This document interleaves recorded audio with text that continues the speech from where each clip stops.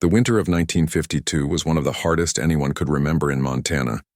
Snow piled up to the windows and the wind howled through every crack in the old farmhouse. Inside the small kitchen, 18-year-old Rose sat quietly at the wooden table, her hands folded in her lap.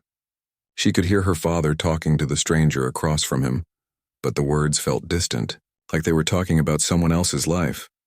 3 years of bad crops, her father was saying, his voice heavy with worry. The bank wants their money by spring or we lose everything. The stranger nodded slowly. His name was Daniel, and he looked tired in a way that went deeper than just needing sleep. His clothes were clean but worn, and his hands showed the rough calluses of a man who worked with cattle every day. Rose had never seen him before today, but somehow she knew this conversation would change her life forever. "I can pay off your debt," Daniel said quietly. "But I need help too. My ranch is too big for one man, especially with 3 little ones to care for." Rose's mother sat in the corner quietly mending clothes. She hadn't looked up once during the entire conversation, but Rose could see her hands shaking slightly as she worked.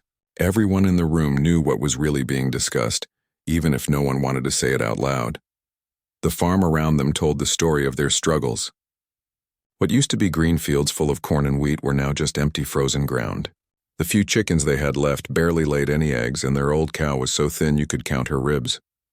Rose's younger brother had already left for the city, looking for work in the factories. Her sister had married a shopkeeper in town just to have food on the table. "She's a good girl," Rose's father continued, glancing at her for just a moment. "Never given us any trouble. Knows how to cook, clean, and work hard. She can read and write too, which is more than most girls around here." Daniel looked at Rose then, really looked at her for the first time since he'd arrived. She felt her cheeks grow warm but forced herself to meet his eyes. They were brown, she noticed, and sad in a way that made her heart feel heavy. She wondered what had happened to make him look so lost. "My wife died 6 months ago," Daniel said, his voice getting quieter. "Left me with 3 children. The oldest is 8, the youngest barely walking. I've been trying to manage on my own, but it's not working. The children need someone to care for them, and I need help running the ranch." Rose had heard about Daniel's situation from the ladies at church. His wife had died giving birth to their 3rd child, and the baby had survived but needed constant care. The neighbors had been helping when they could, but everyone had their own problems to deal with. Winter was especially hard for everyone. "What exactly are you proposing?" Rose's mother finally spoke up, setting down her sewing. Daniel straightened up in his chair. "A marriage arrangement. Nothing more than that at first. Rose would have her own room, help with the children and the house. In return, I pay off your family's debt and provide for Rose's needs.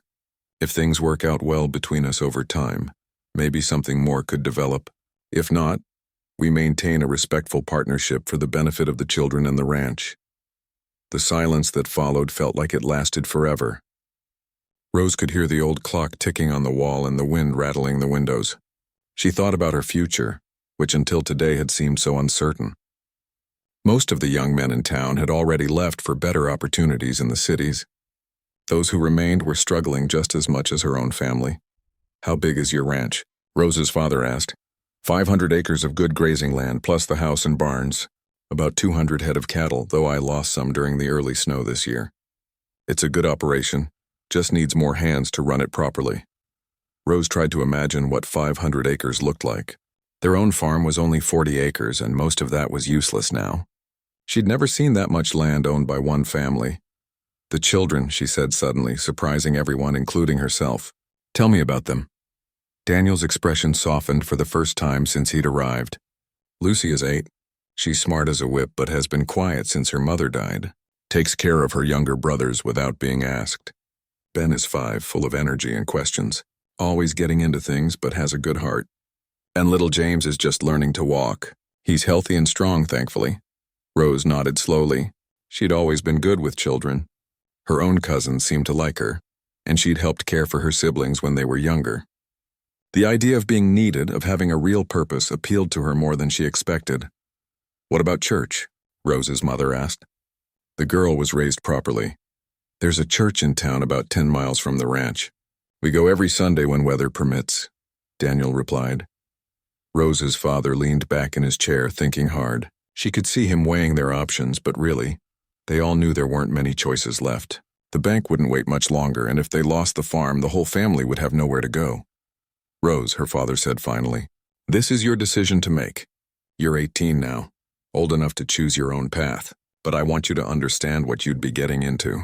Ranch life is hard, especially out there where the nearest neighbor is miles away. And taking care of 3 children who aren't your own, well, that's a big responsibility. Rose looked around the small kitchen that had been her whole world for 18 years. She thought about her dreams of seeing new places, of having adventures beyond this small farming community. But she also thought about her family's desperate situation and those 3 children who needed someone to care for them. When would this happen? She asked Daniel. As soon as possible. The children are staying with my sister in town right now, but she has her own family to care for, and spring will be here before we know it. There's a lot of work to prepare for the calving season. Rose took a deep breath. She was scared, there was no denying that. But she was also curious about this quiet man and his children. Maybe this wasn't the life she had imagined for herself, but it was a chance for something different, something that mattered.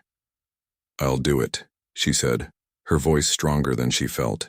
But I have conditions too. I want to learn about running the ranch, not just the house. And if this arrangement doesn't work out for either of us, I want your word that you'll help me find a way to start over somewhere else. Daniel nodded slowly. That seems fair. I respect a woman who speaks her mind.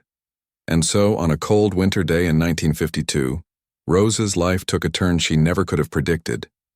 Within a week, she would be married to a man she barely knew, moving to a ranch she'd never seen, and becoming a mother to 3 children who had already lost so much. But sometimes the most unexpected paths lead to the most extraordinary destinations. The morning Rose left her family's farm, the sun barely peeked through the heavy gray clouds. She stood in her small bedroom for the last time, looking at the few things she could call her own. Everything she owned fit into one old leather suitcase and a cloth bag her mother had sewn for her years ago. Her most precious possession was her mother's wedding dress, carefully wrapped in tissue paper. It was made of simple white cotton, nothing fancy, but it had been worn by her grandmother too. Rose wondered if she would ever have a real wedding where she could wear it, or if yesterday's quick ceremony at the courthouse was all she would ever have. The wedding had been strange and awkward. Daniel had worn his best suit, which was clean but clearly old. Rose wore her only good dress, a blue one she'd made herself. The justice of the peace had rushed through the words, and when it came time for the kiss, Daniel had simply touched her hand instead. They were married now, legally, but it felt more like signing a business contract than starting a life together. Ready? Daniel asked from the doorway. He'd been loading her things into his wagon while she said goodbye to her parents. Rose nodded, though she wasn't sure she'd ever be ready for what came next. The ride to Daniel's ranch would take most of the day, and she had no idea what to expect when they arrived. The wagon was sturdy but not comfortable. Daniel had laid out some blankets for her to sit on, which helped a little with the bumping and jostling as they traveled over rough country roads. For the first hour they barely spoke. Rose watched the familiar sights of her childhood disappear behind them, wondering if she would ever see them again. Tell me more about the children, she said finally, breaking the awkward silence. Daniel's shoulders relaxed a little. Lucy is the serious one. She's been trying to take care of everyone since her mother died. Sometimes I think she's forgotten how to be a child herself. She reads well and helps with cooking, but she shouldn't have to do so much. Rose could hear the guilt in his voice. She imagined this 8-year-old girl trying to fill her mother's shoes, and her heart went out to both the child and the father who felt responsible. Ben is different, Daniel continued, a small smile crossing his face. He asks a million questions and gets into everything. Last week I found him trying to ride one of the calves. The week before that, he decided to help by letting all the chickens out of their coop. He means well, but keeping up with him is like trying to catch the wind. And the baby? James is walking now into everything. He's healthy and strong, thank goodness, but he needs constant watching. That's been the hardest part, trying to work the ranch while making sure he doesn't get hurt. As they traveled, Rose began to understand the size of Daniel's challenge. She'd grown up on a small farm where everyone was within shouting distance. But out here, the land stretched on and on with nothing but grass, rocks, and the occasional tree. If something happened to one of the children, the nearest doctor was hours away. How did you manage all winter? She asked. Daniel was quiet for a moment. Neighbors helped when they could. My sister Kate took the children for weeks at a time, but she has 4 of her own. It wasn't fair to keep asking. Some days I wondered if I should just sell the ranch and move to town, find work in someone else's business. But you didn't. Couldn't. This land has been in my family for 20 years. My father built that house with his own hands. And the children, they love it here. It's the only home they've ever known. I couldn't take that away from them, too. Rose was beginning to understand Daniel better. He wasn't just a man looking for free help. He was a father trying to keep his family together in the only way he knew how. As the day wore on, the landscape changed. The flat farming country gave way to rolling hills covered with grass. Rose had never seen so much open space. It was beautiful, but also a little frightening. She was used to having neighbors close by, to seeing other houses and farms. Out here, they could travel for an hour without seeing another soul. There, Daniel said suddenly, pointing ahead. That's home. Rose followed his gaze and saw it in the distance, a large house with a red barn and several smaller buildings. Even from far away, she could tell it was much bigger than anywhere she'd ever lived. Smoke was rising from the chimney, which meant someone was there. Kate brought the children back this morning, Daniel explained. They're waiting to meet you. Rose felt her stomach flutter with nervousness. What if the children didn't like her? What if she didn't know how to care for them properly? What if she couldn't live up to their mother's memory? As they got closer, Rose could see more details. The house was 2 stories, painted white with green shutters. There was a wide porch across the front with chairs for sitting outside. The barn was enormous, much bigger than her family's entire farm. Cattle dotted the fields around the buildings. More animals than she'd ever seen in one place. It's so big, she said, not meaning to speak out loud. Too big for one person to manage properly, Daniel agreed. But with help, it's a good living. They pulled up in front of the house just as the front door opened. A woman who looked like Daniel came out, followed by 3 small figures. Rose's first thought was how tiny they all seemed against the backdrop of this big ranch. Lucy, Ben, James, Daniel called as he climbed down from the wagon. Come meet Rose. The 8-year-old girl hung back, studying Rose with serious eyes. She had her father's brown hair, but her face was thinner, like she'd been worrying too much for someone so young. The 5-year-old boy had no such hesitation. He ran straight to the wagon, bouncing with excitement. Are you going to live here now? Ben asked before anyone could make proper introductions. Papa said you might make cookies. Do you know how to make cookies? Can you ride horses? Do you like frogs? I found a really big one yesterday. Ben, the woman, who must be Kate, said gently. Let Rose get down from the wagon first. Little James toddled over, clinging to Kate's skirt but peeking out at Rose with curious eyes. He had the chubbiest cheeks Rose had ever seen, and hair that stuck up in all directions. Daniel helped Rose down from the wagon, and she found herself standing before her new family. The moment felt huge and important and terrifying all at once. Hello, she said, not sure what else to say. Lucy stepped forward then, and Rose was surprised by the maturity in her voice when she spoke. Thank you for coming to help us. We've been managing, but Papa needs help with the ranch and James needs watching. There was something in the way Lucy said it that broke Rose's heart a little. This child was trying so hard to be grown up, to take care of everyone else. Rose knelt down so she was at eye level with the children. I'm hoping we can help each other. I've never lived on a ranch this big before, so I'll need you to teach me lots of things. Ben's eyes lit up. I can show you where the best frogs live, and where the mama cat hides her babies. Even Lucy smiled a little at that. Kate showed Rose around the house while Daniel took care of the horses.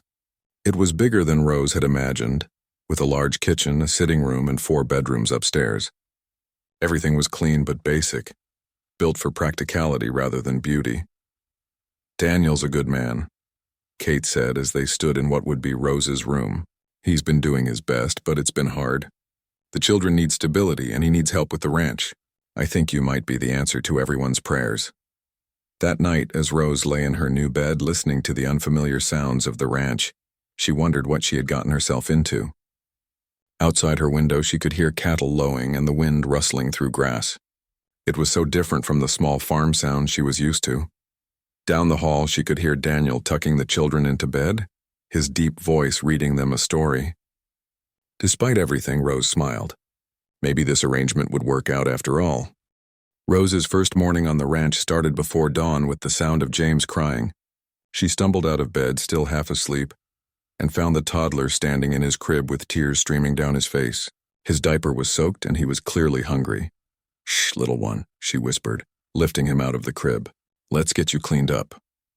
Changing a diaper was something Rose had done before with her cousins, but James was bigger and wigglier than she expected. By the time she finished, both of them were frustrated and James was crying even louder. "Rose?" Lucy appeared in the doorway already dressed. "He's hungry.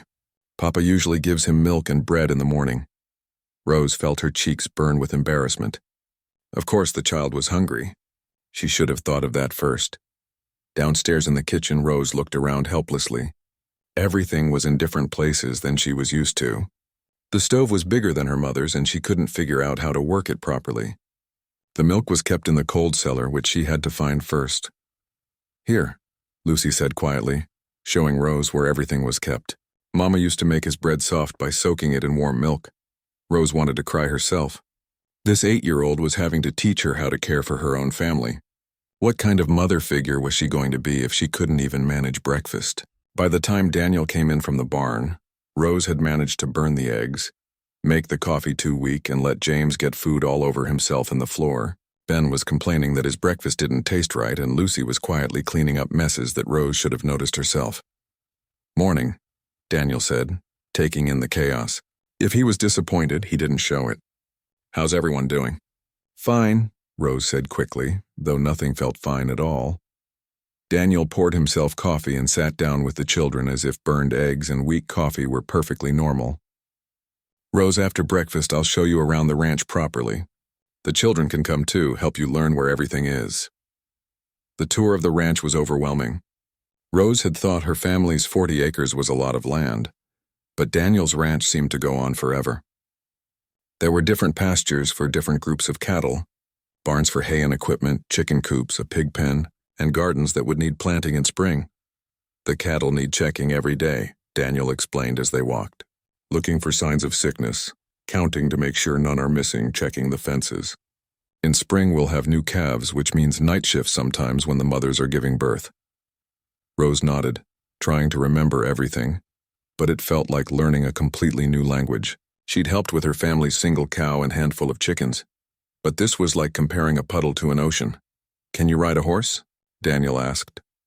Rose's face must have shown her panic because he quickly added, "Don't worry if you can't, we'll teach you.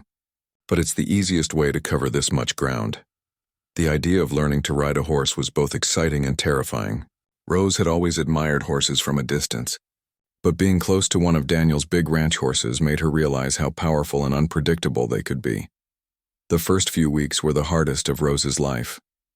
Every day brought new challenges she wasn't prepared for.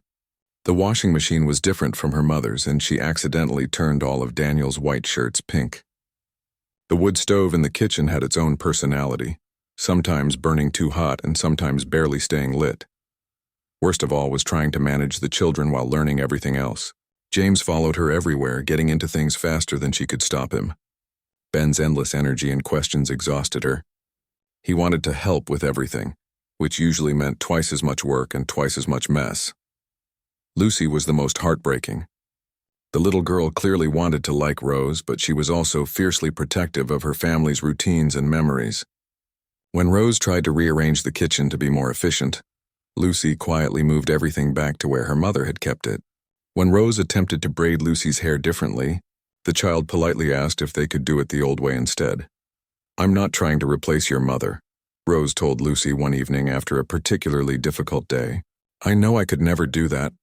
Lucy looked at her with those serious eyes. "I know, but sometimes I forget and then I remember again and it hurts."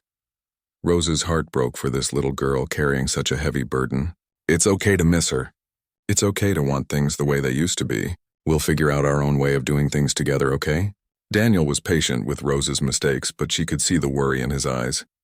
The ranch work couldn't wait for her to learn. Cattle needed feeding regardless of whether she understood the schedule. Fences needed mending whether she knew how to help or not. Most evenings, Daniel came in exhausted after doing the work of 2 people all day. Rose tried to have dinner ready, but more often than not, something was wrong. The meat was tough, the vegetables overcooked, or she'd forgotten to start something entirely. "I'm sorry," she said one night after serving a dinner that even Ben wrinkled his nose at. "I know this isn't what you expected when you married me." Daniel looked up from his plate, surprised. "Rose, you've been here 3 weeks. Did you think you'd master everything immediately? But you need help, and I'm just creating more work for you." "Learning is not the same as failing," Daniel said quietly. "My father used to tell me that when I was struggling with ranch work as a boy. You're learning. That's what matters." The breakthrough came during a late March snowstorm. Rose woke up to Daniel shaking her shoulder gently. "I need your help," he said. "One of the cows is having trouble giving birth, and I can't manage alone." Rose pulled on her coat and boots, her heart pounding. She'd never helped with anything like this before. In the barn, a cow was lying on her side, clearly in distress. Daniel had already been working with her for hours. "I need you to hold this lantern steady," he said, "and hand me things when I ask." For the next 2 hours, Rose watched Daniel work with gentle, skilled hands to save both the mother cow and her calf. She held the light, handed him towels, and tried to stay calm even when things looked scary. When the calf finally slipped into the world, wet and breathing, Rose felt tears on her cheeks. The mother cow immediately began licking her baby clean, and within minutes the little one was trying to stand on wobbly legs. "Will they be okay?" Rose asked. "They'll be fine now," Daniel said, washing his hands in a bucket of water. "You did good tonight. Stayed calm, followed directions. That's exactly what I needed."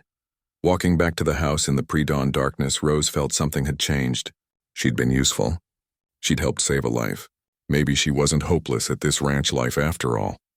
The next morning, Ben was fascinated by the new calf and wanted to hear every detail of the night's adventure.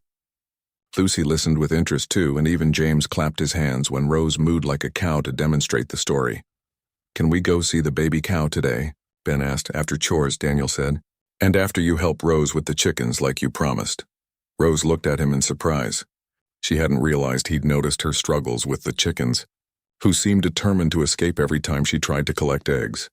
"Ben's the best chicken wrangler on the ranch," Daniel continued with a straight face. "Isn't that right, Ben?" Ben puffed up with pride. "I can catch any chicken, even the mean red one." For the first time since arriving at the ranch, Rose laughed. Really laughed. Maybe she didn't know everything yet, but she was learning. And maybe, just maybe, this strange new family was beginning to work together after all. Spring cleaning at the ranch was a much bigger job than Rose had expected. After 2 months of living there, she'd grown comfortable with the daily routines, but there were still rooms and closets she'd barely explored. Daniel had mentioned that his wife Martha's belongings were stored in the small room off their bedroom, and he'd asked Rose to sort through them when she felt ready. "Take whatever might be useful," he'd said quietly. "And the rest, well, maybe Kate would want some things for keepsakes." Rose had been putting off this task, unsure how it would feel to go through another woman's personal belongings. But with spring coming and the need to make room for practical items, she finally decided it was time. The small room was filled with trunks and boxes, all neatly labeled in careful handwriting. Martha had clearly been an organized person. Rose started with a trunk marked winter clothes and found herself touching fabrics that still carried a faint scent of lavender sachets. As she worked, Rose began to get a picture of the woman who had lived here before her. Martha had been practical but also creative. Her sewing box contained beautiful embroidery work, and there were sketches of the ranch and the children tucked between quilting patterns. Rose found herself wishing she could have known this woman who had clearly loved her family deeply.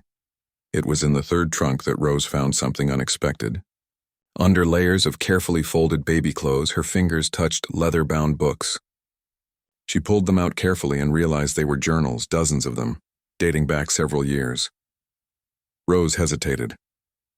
These were private thoughts, personal memories, but curiosity got the better of her, and she opened the most recent one to the last entry dated just days before Martha's death. "Daniel doesn't know about the breeding program yet." The entry read, "I want to wait until after the baby comes to show him everything. But if something happens to me, I pray someone will find these records. This could change everything for ranchers in Montana." Rose's heart started beating faster. Breeding program? She flipped back through the pages and found detailed notes about cattle bloodlines, feeding schedules, and something called selective breeding for climate resistance. There were charts tracking which bulls produced the healthiest calves, notes about grass types that provided better nutrition, and even correspondence with universities back east.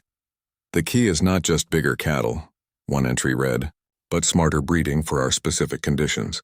Cattle that can handle our winters, resist disease, and produce better milk and meat on our grasslands.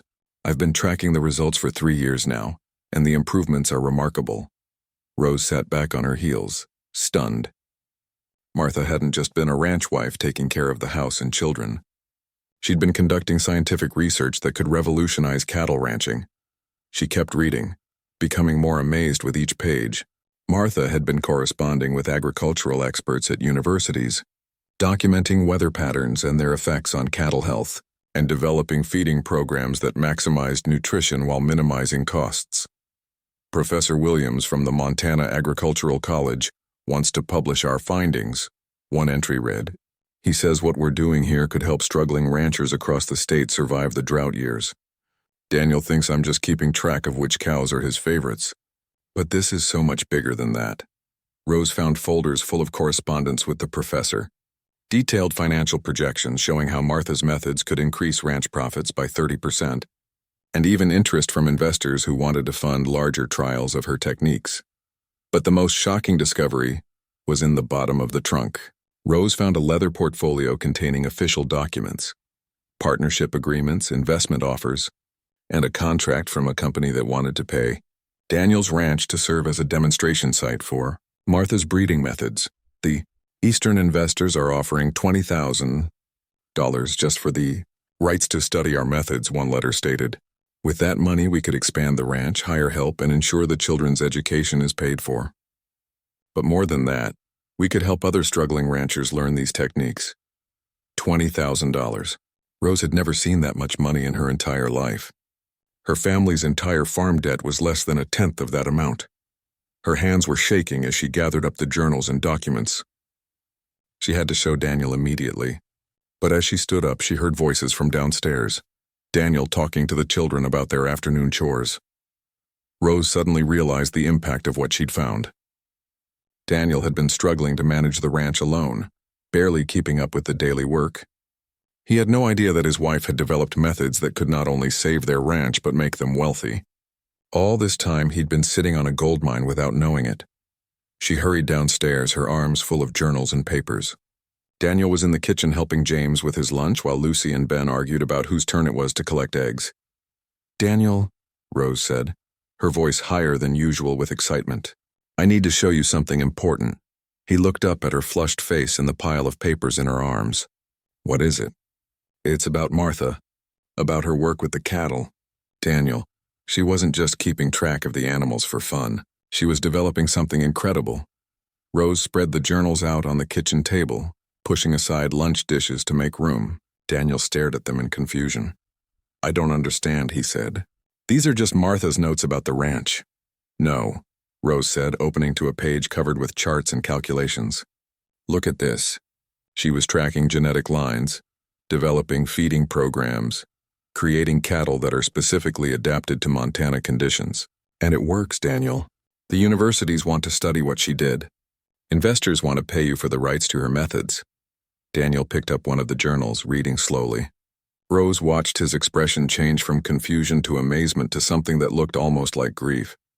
"She never told me," he said quietly. "All those evenings when she said she was just writing about her day, she was doing this." "There's more," Rose said gently, showing him the correspondence with the Agricultural College. "Professor Williams has been waiting to hear from you. He thought Martha was going to contact him after the baby was born." Daniel sat down heavily, still holding the journal. Lucy and Ben had stopped arguing and were watching their father with concern. "Papa," Lucy said, "what's wrong?" "Nothing's wrong, sweetheart," Daniel said, but his voice was thick with emotion. "Your mama was even more amazing than we knew." Rose spent the next hour explaining everything she'd found while Daniel read through the documents. The children listened with wide eyes as Rose described their mother's secret work. "Mama was like a scientist?" Ben asked, clearly impressed. "Yes," Rose said. "A very smart scientist who was trying to help not just our ranch but all the ranchers in Montana." As the afternoon wore on, Daniel became more animated than Rose had ever seen him. He began connecting Martha's notes with things he'd observed on the ranch. Cattle that seemed healthier than others, pastures that produced better grass, feeding schedules that he'd followed without understanding why Martha had suggested them. "This bull here," he said, pointing to a chart. "Martha always said he was special, but I thought she just liked him. According to this, his calves have been 30% more likely to survive harsh winters. And look at this," Rose added, showing him financial projections. "If we implement all of Martha's recommendations, the ranch could support twice as many cattle while using the same amount of land." By evening, Daniel had read through most of the journals. He sat back in his chair, looking overwhelmed. "Rose," he said finally, "do you understand what this means?" "I think so. It means Martha left you more than just a ranch. She left you a way to transform it into something extraordinary." Daniel nodded slowly. "But there's something else. Martha developed all of this, but she's gone. I don't know enough about the science to continue her work properly. And these investors, these university professors, they'll want to talk to someone who understands what Martha was doing." Rose felt a flutter of excitement in her chest. "Then we'll have to learn. Together. We'll read everything she wrote, contact Professor Williams, and figure out how to continue what she started." "We?" Daniel asked, looking at her with surprise.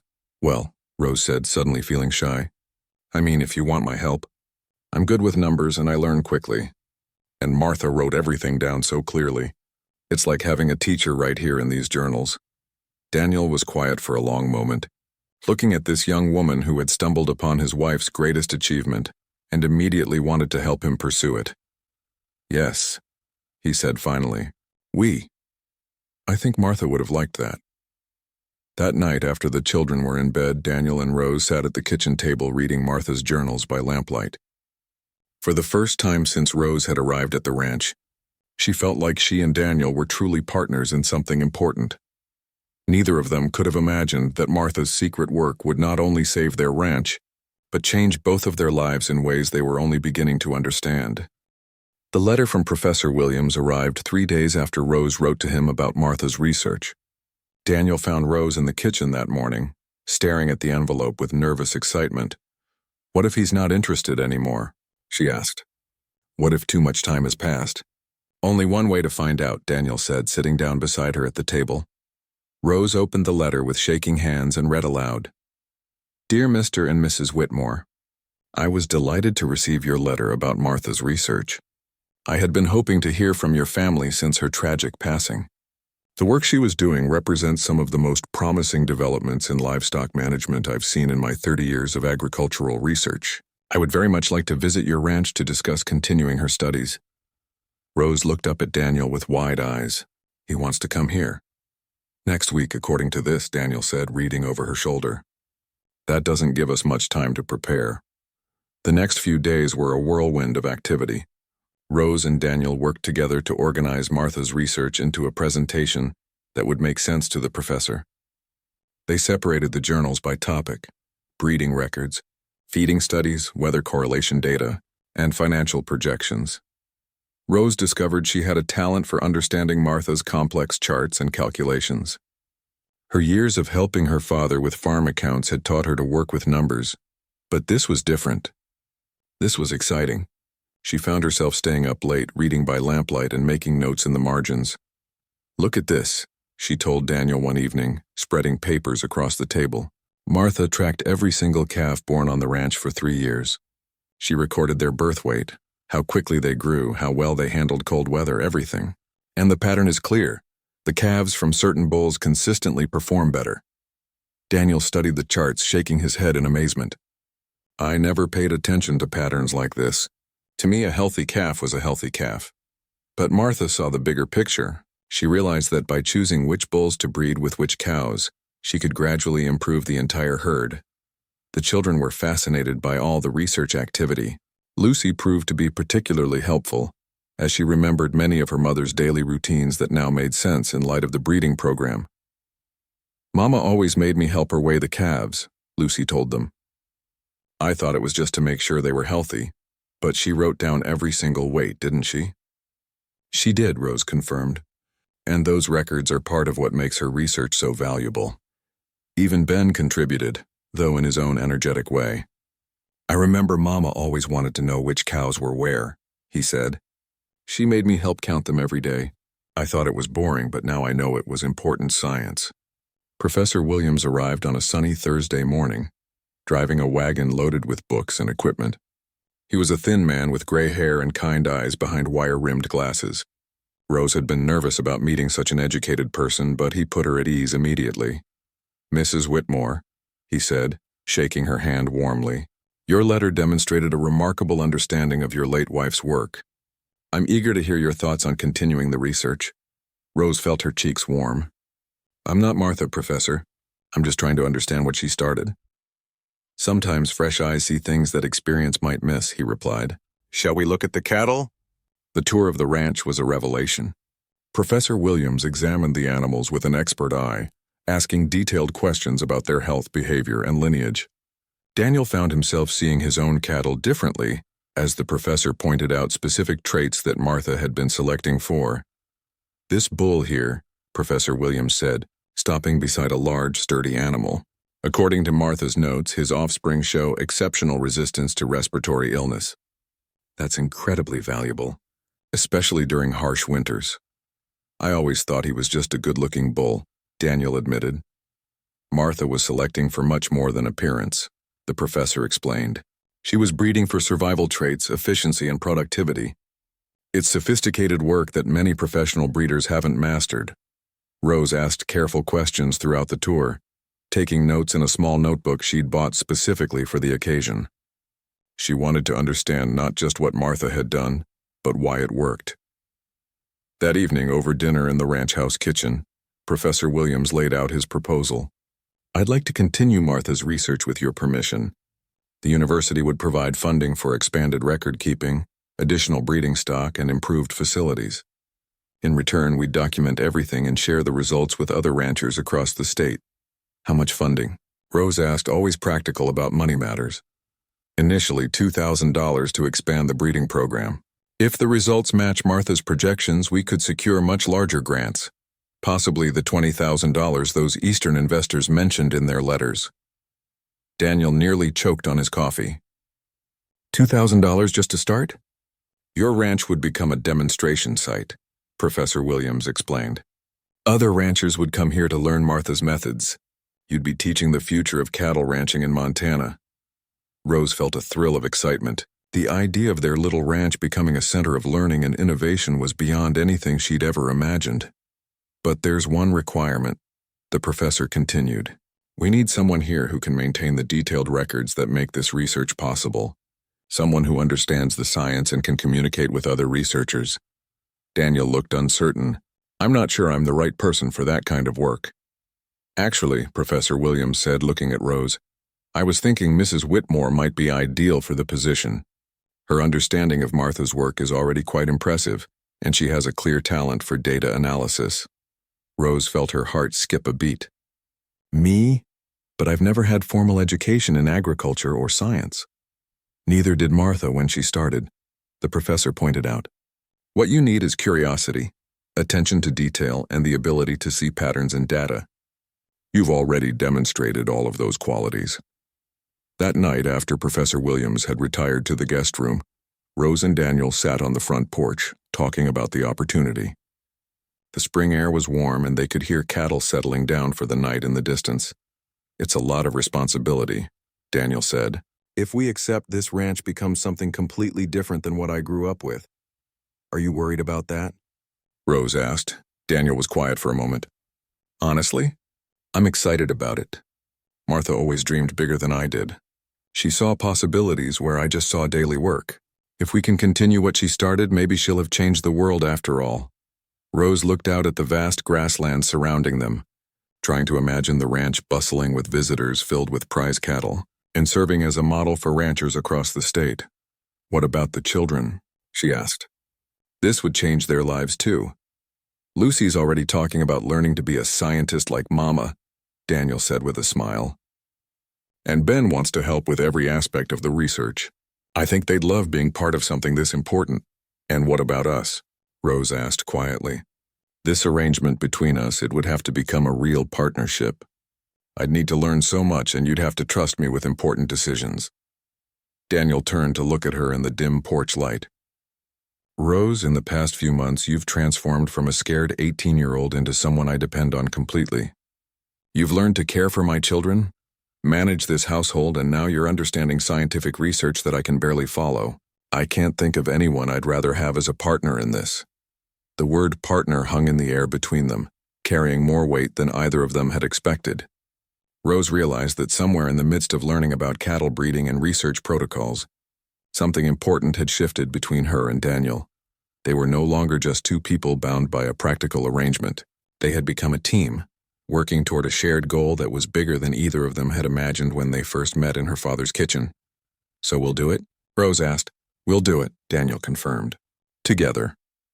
As they sat there planning their future, neither of them realized that the most surprising discovery still lay ahead.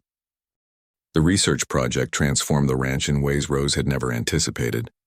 By late spring, they had expanded the cattle operation, built new facilities for record keeping, and established a routine that had Rose working side by side with Daniel every single day. Rose discovered she loved the scientific aspect of their work. Every morning, she would walk through the pastures with her notebook, recording observations about the cattle's behavior, health, and development. She had learned to spot early signs of illness, recognize superior genetic traits, and track complex breeding patterns that would have seemed impossible 6 months earlier. "You have a natural eye for this," Daniel told her one morning as they examined a group of young calves. "Martha's notes are excellent, but you're seeing things she might have missed." Rose felt a warm glow of pride at his words. "I think it's because everything is new to me. I don't have assumptions about how things should be." They were standing close together, both leaning over the fence to get a better look at a particularly promising calf. Rose was suddenly aware of Daniel's presence beside her, the familiar scent of his soap, the strength in his hands as he gestured toward the animals, the way his voice got softer when he was concentrating. Over the past months, their relationship had evolved in small, almost imperceptible ways. They had started having coffee together before the children woke up, discussing the day's work and sharing thoughts about the research. Daniel had begun asking for Rose's opinion on ranch decisions, and she found herself looking forward to their conversations more than she wanted to admit. The children had noticed the change too. Lucy had started referring to Rose as Mama Rose without any prompting, and Ben frequently insisted that both Daniel and Rose tuck him into bed at night. Even little James would reach for Rose when he was tired or hurt, treating her like the mother he barely remembered. One evening in late May, a late spring storm hit the ranch with unexpected fury. Rose woke up to the sound of hail pounding on the roof and wind howling around the house. She quickly pulled on her robe and went to check on the children, finding them all awake and frightened in Lucy's room. "Where's Papa?" Lucy asked, her voice small with worry. Rose looked out the window and saw Daniel's lantern moving toward the barn. The pregnant cows were all in the pasture closest to the house, and she knew he was checking on them. In weather like this, a cow in labor could easily die without help. "He's taking care of the animals," Rose told the children.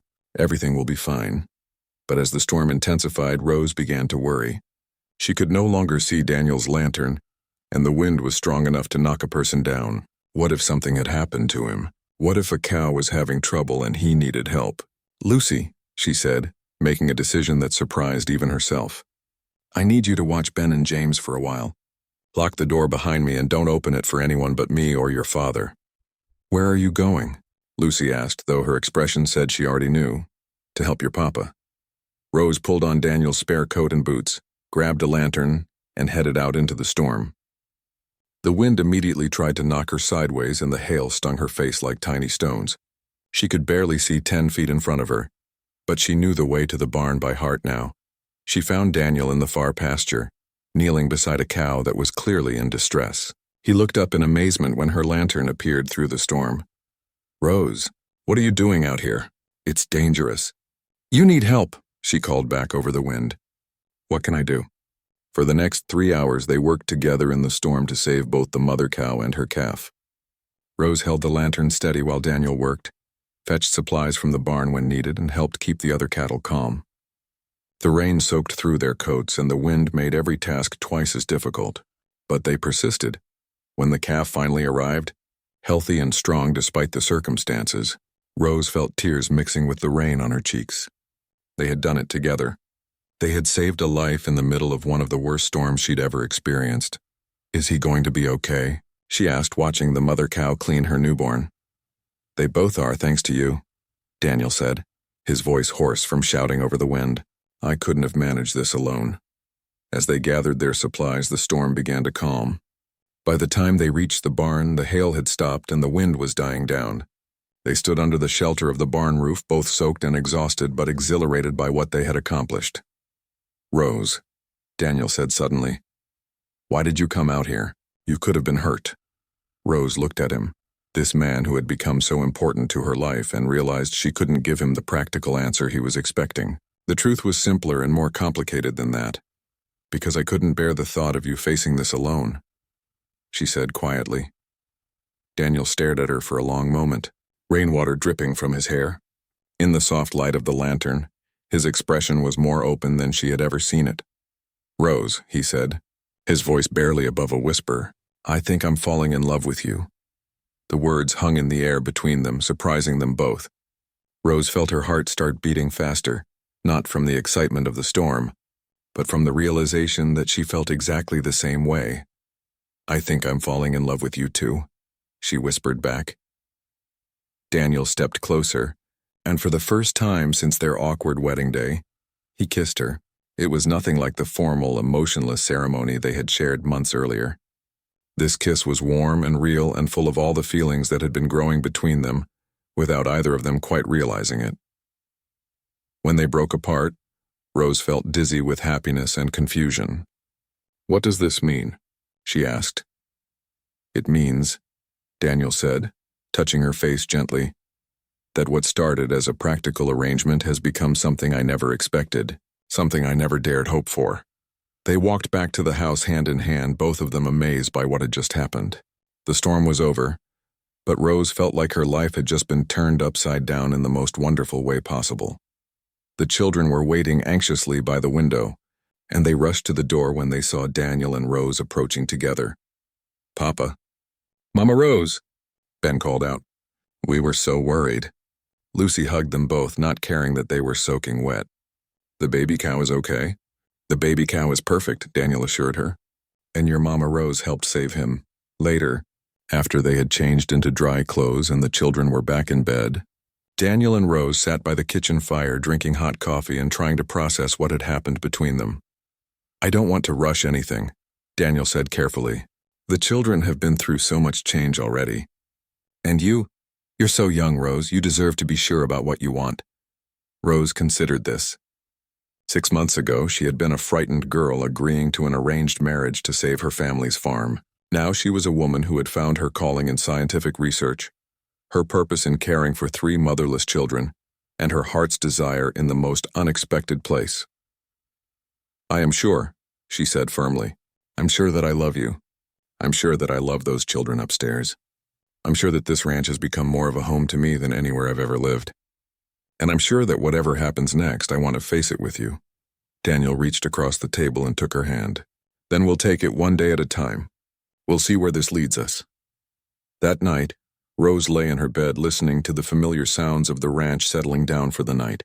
But everything sounded different now. The cattle in the distance, the wind in the grass, even the old house creaking around her. It all sounded like home in a way it never had before. She had come to this ranch as an 18-year-old girl fulfilling an obligation. But somewhere along the way she had become a woman in love, with a man who valued her mind as much as her heart, and with a life that was more fulfilling than anything she had ever dreamed possible. And the most amazing part was that this was just the beginning. The summer of 1953 had been the best time of Rose's life. The research project was thriving. Their cattle were healthier than ever, and her relationship with Daniel had blossomed into something beautiful and strong. She had learned to ride horses, could predict weather changes by watching the animals, and had even started corresponding with other researchers about their breeding techniques. Professor Williams visited regularly, always amazed by their progress. You two have accomplished more in 6 months than most research teams do in years, he told them during his latest visit. The university wants to feature your work in their agricultural journal. Rose felt proud and confident in a way she had never experienced before. She belonged here, she was good at this work, and she was truly happy for the first time in her life. That's why the arrival of 3 well-dressed, Strangers on a hot August morning felt like a thunderbolt from a clear sky. Daniel was in the east pasture, checking on the pregnant cows when Rose saw the black automobile coming up the ranch road. Cars were rare out here. Most people still traveled by horse or wagon. Rose watched from the kitchen window as 3 men in expensive suits climbed out of the vehicle. "Lucy," she called upstairs, "can you watch Ben and James for a few minutes? We have visitors." The man who knocked on the door was tall and thin with cold gray eyes and a smile that didn't reach them. His companions flanked him like bodyguards, though they never said a word. "Mrs. Whitmore?" the man said, tipping his hat. "My name is Harold Pemberton. I represent the Pemberton Investment Company from Chicago. I believe we need to have a serious conversation about this ranch." Something in his tone made Rose's stomach clench with worry. "I'm afraid my husband is out with the cattle right now. Perhaps you could come back this evening." "Actually, this concerns you as well, Mrs. Whitmore. May we come in?" Against her better judgment, Rose invited them into the sitting room. Pemberton sat down uninvited and opened a leather briefcase, pulling out official-looking documents. "I'll get straight to the point," he said. "Your late wife, Martha Whitmore, entered into a business partnership with my company 3 years ago. According to our agreement, we provided funding for her research in exchange for a 60% ownership stake in all breeding programs and ranch operations." Rose felt the blood drain from her face. "That's impossible. We've been through all of Martha's papers. There was never any mention of a partnership like that." Pemberton smiled that cold smile again. "Perhaps she didn't want to worry your husband with business details. Women often handle these matters quietly." He handed her a thick contract with Martha's signature clearly visible at the bottom. Rose's hands shook as she read the document. It looked official, complete with legal stamps and notarized signatures. According to the contract, the Pemberton Investment Company had provided Martha with $10,000 in research funding, and in return, they owned controlling interest in the ranch's breeding program and any profits derived from it. "This can't be real," Rose said, but her voice sounded weak even to herself. "I assure you it's completely legal and binding," Pemberton replied. "Now, we've been very patient, allowing you and your husband to continue operating the ranch while we decided how to proceed. But our patience has limits. What do you want?" Rose asked, though she dreaded the answer. "We want our investment back plus the agreed-upon returns. According to our calculations based on the university's reports about your success, you owe us $35,000. Rose gasped. $35,000 was more money than the ranch could generate in 5 years. Even with their improved breeding program. "We don't have that kind of money," she said. "Then you have 2 choices," Pemberton said, standing up. "You can sell the ranch to us for enough to cover the debt, or we can take legal action to claim our rightful ownership. Either way, your little research project is finished." After the men left, Rose sat in the empty sitting room staring at the contract, her mind racing. She read every word carefully, looking for any flaw or loophole, but the document appeared to be legitimate. The signatures looked real, the legal language was proper, and there were even receipts showing money transfers to Martha's name. When Daniel came in for lunch, Rose was still sitting at the table with the papers spread out in front of her. "Rose, what's wrong? You look like you've seen a ghost." Rose told him everything, watching his expression change from confusion to disbelief to anger, as she explained about Pemberton's visit and the contract claiming ownership of their ranch. Daniel examined the papers carefully, his jaw getting tighter with each page. "This doesn't make sense. Martha never mentioned any partnership with investors from Chicago. And $10,000? Where would that money have gone?" "Maybe she used it for the research," Rose suggested, though she didn't really believe it herself. "Equipment, supplies, correspondence with the university? Not $10,000 worth," Daniel said firmly. "We've been through all the expenses. The research never cost anywhere near that much money."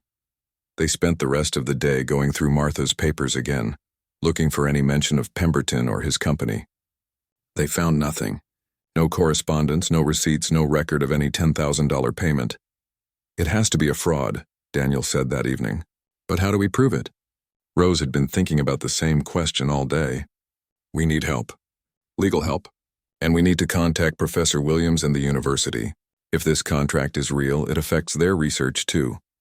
The next morning, Daniel rode into town to send telegrams to the university and to a lawyer Professor Williams had mentioned. Rose stayed at the ranch with the children, trying to maintain their normal routine while her mind churned with worry. Professor Williams arrived the next day, his usually calm demeanor replaced by obvious concern. "I've never heard of the Pemberton Investment Company," he told them. "And I've been involved in agricultural research funding for 20 years. This doesn't feel right to me." "But the documents look official," Rose said. "The signatures, the legal stamps, everything appears legitimate." "Appearances can be deceiving," Professor Williams replied. "I've contacted some colleagues in Chicago who specialize in investment fraud. They're going to investigate this Pemberton company for us." While they waited for news from Chicago, Rose threw herself into researching every detail of the supposed contract. She noticed small inconsistencies, dates that didn't quite match up with Martha's journal entries, legal language that seemed slightly off, and references to research methods that Martha hadn't developed until after the contract was supposedly signed. But the most troubling discovery came when Rose was going through the ranch's financial records for the third time. She found a bank deposit from 3 years ago for exactly $10,000 made in Martha's name. "Daniel," she called, her voice tight with anxiety. "Look at this." Daniel studied the bank record, his face grim. So the money was real. Martha did receive $10,000 from someone. Rose felt her last hope crumbling. If Martha had actually received the money, then maybe the contract was real after all. Maybe they really were going to lose everything they had worked so hard to build. That night, Rose couldn't sleep. She walked out onto the front porch and sat in Martha's old rocking chair, looking out over the ranch that had become her home. The cattle were quiet in the distance, and the research facilities they had built stood silhouetted against the starry sky. She thought about the children sleeping upstairs, about the life she and Daniel had built together, about the important work they were doing. The idea of losing it all to some distant investors who had never even seen the ranch made her feel sick with anger and helplessness. But as she sat there in the darkness, Rose realized something important. She had come to this ranch as a frightened girl with no options and no power. She had learned to be strong, to think for herself, to fight for what mattered. Whatever was happening with this contract, she wasn't going to give up without a fight. She had found her family, her calling, and her home here. And she was going to find a way to protect all of it, no matter what it took. The real battle was just beginning. The telegram from Professor Williams's colleagues in Chicago arrived on a Thursday morning, just 1 week before Pemberton had threatened to take legal action. Rose's hands trembled as she opened it, Daniel reading over her shoulder. "Pemberton Investment Company. Does not exist. Stop, no business license, no corporate records. Stop investigating further. Stop, do not sign anything, stop." Rose felt her knees go weak with relief. It's a fraud. The whole thing is a fraud. But their celebration was short-lived. Even if Pemberton's company was fake, the contract looked real, and the bank deposit was definitely genuine. Someone had given Martha $10,000, and that someone might have legitimate claims on the ranch. The answer came 3 days later in the form of another unexpected visitor. This time, Rose was ready when she saw the automobile approaching. She had learned to be suspicious of well-dressed strangers bearing official documents. But the woman who stepped out of the car was nothing like the intimidating Pemberton. She was middle-aged, with kind eyes and a warm smile, dressed practically rather than expensively. "Mrs. Whitmore?" she said, approaching the house. "My name is Catherine Morrison. I believe I need to speak with you about my sister, Martha."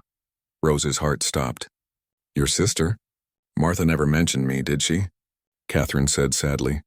"We had a falling out years ago over a family matter.